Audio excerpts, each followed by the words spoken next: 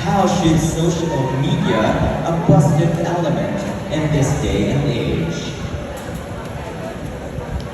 Social media can be a positive element in this day and age if it's done in a good way. For example, by spreading awareness and by spreading good news, rather than spreading fake news and bad vibes. So, we help each other to cope up our everyday lives. We can use social media since it bridges the gaps between time and distance. So we can easily reach a whole lot of people by using social media.